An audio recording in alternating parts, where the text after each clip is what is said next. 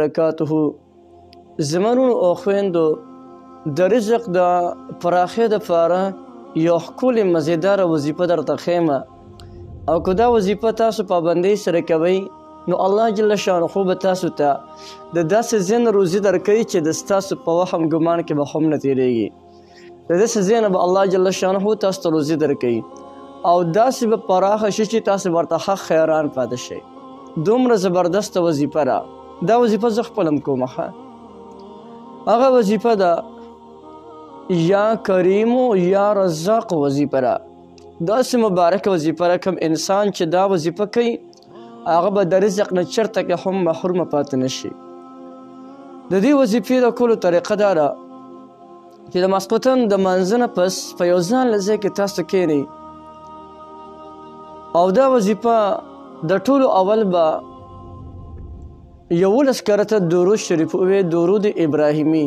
هغه درود شریف چې کوم موږ په لمانځه کې وایو، او د هغې نه پس به 500 کرته یا کریمو یا رزاق وظیفه کوئ.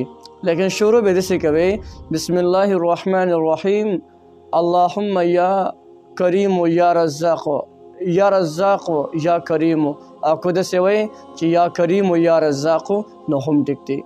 یا کریمو یا رزاقو یا کریمو یا رزاق 500 کرته ووایه، او د هغې نه پس 11 کرته درود شریف ووایه، درود ابراهیمي.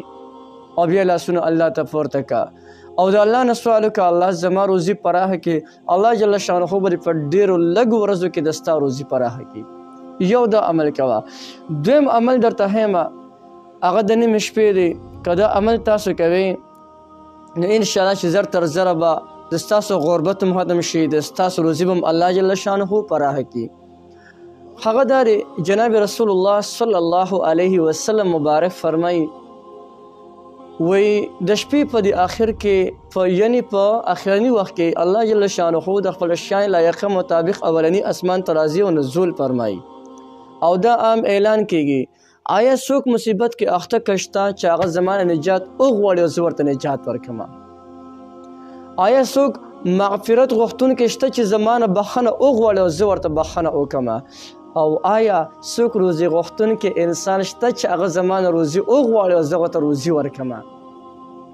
دغه ټیم کې الله جل شانه خپله فرمایي، نو دغه ټیم کې د الله جل شانه نه خصوصا سوال کوي. د شپې تهجد له راپاڅئ. تهجد له چې څنګه راپاڅئ د 2 رکعته نفل مو کړل، آسونه مو کړل، دغه د ستاسو په تهجد کې حسابېږي.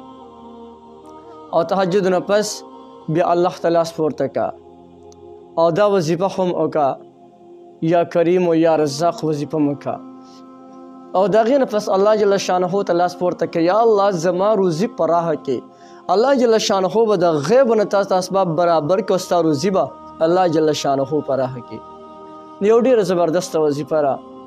یقینا د اوس نه شروع کې ډېر عجیبه فواید به یې کې خپله هم کولی شي او نورو ملګرو ته هم تاسو د وظیفه ښوولی شئ.